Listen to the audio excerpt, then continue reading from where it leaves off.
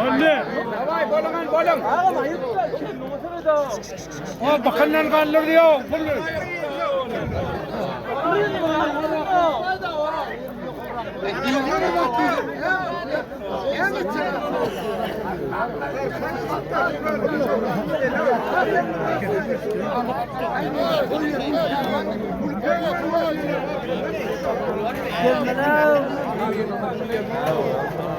Orazan görüşeyim, bakınlar kaldırdı.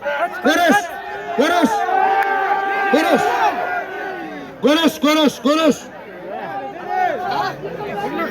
Kaç kaylana?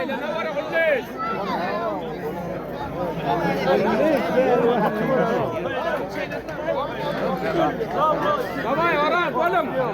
Koy, ilmira görüşeyim, öyle geldi. Görüş. Kamera aylan.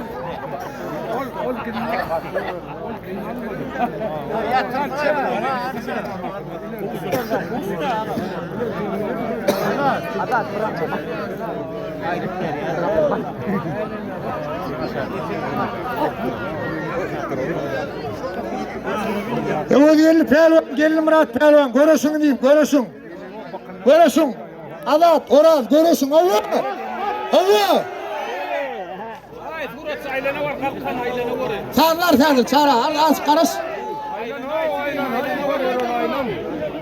Az karış çağırlar. Seyredin. Kaç beri kadıkman, gelin Murat, öyle geldi. Öyle Balkan'dan sordun gelin Murat. Allah. Görüşeverin. Öyle geldi. Allah. Hareket et. Görüş. Tuvaleme.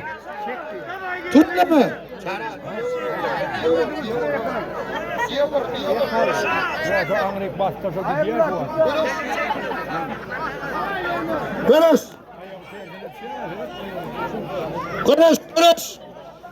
Pelvan, Oraz pelvan. Hey, ahalın pelvanlara.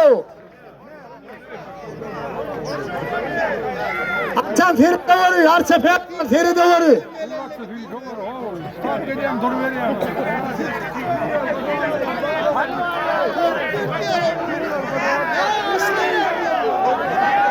Sakla arça, orta çek.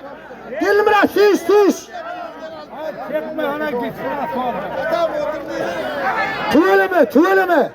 Tuvaleme.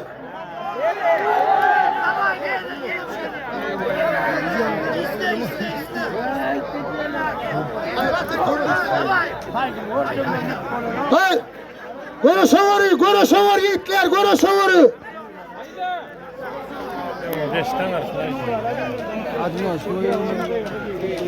Gelin pelvan.